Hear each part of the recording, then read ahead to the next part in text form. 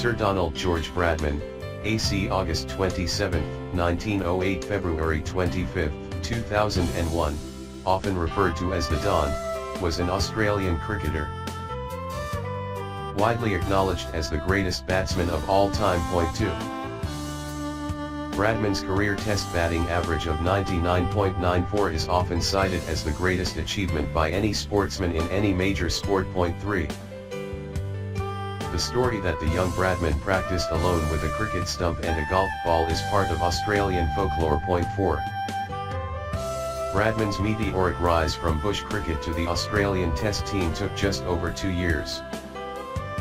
Before his 22nd birthday, he had set many records for top scoring, some of which still stand, and became Australia's sporting idol at the height of the Great Depression. A complex, highly driven man, not given to close personal relationships. 7. Bradman retained a preeminent position in the game by acting as an administrator, selector and writer for 3 decades following his retirement.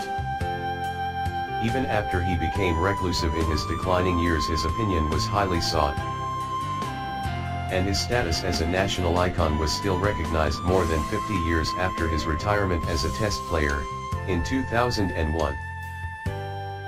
Prime Minister John Howard of Australia called him the greatest living Australian. 8. Bradman's image has appeared on postage stamps and coins, and a museum dedicated to his life was opened while he was still living.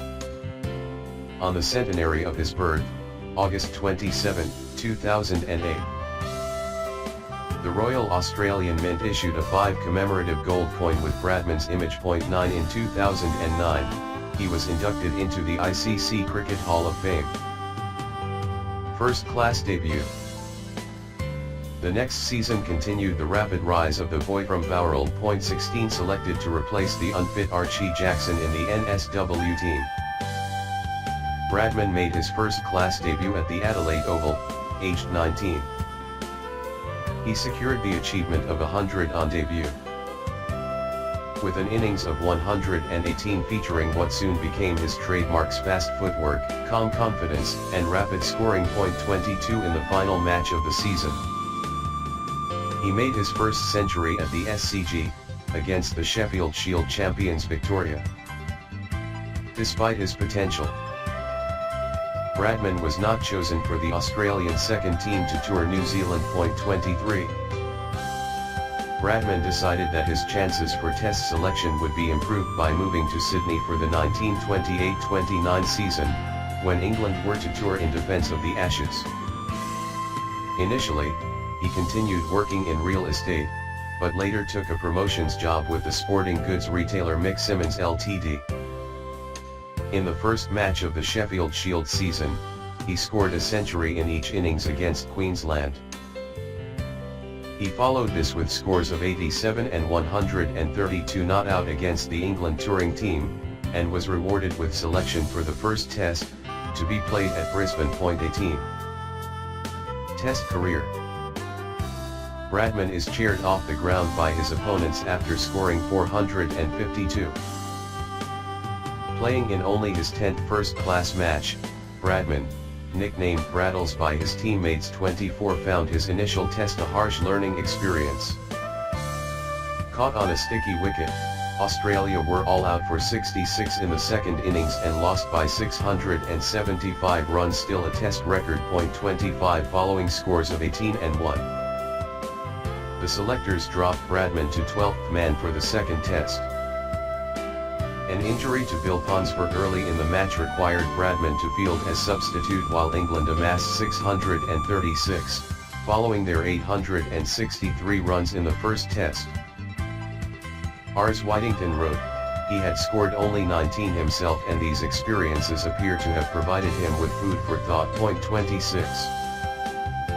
Recalled for the third Test at the Melbourne Cricket Ground, Bradman scored 79 and 112 to become the youngest player to make a Test century. 27. Although the match was still lost, another loss followed in the fourth Test. Bradman reached 58 in the second innings and appeared set to guide the team to victory when he was run out. 28 It was to be the only run out of his Test career.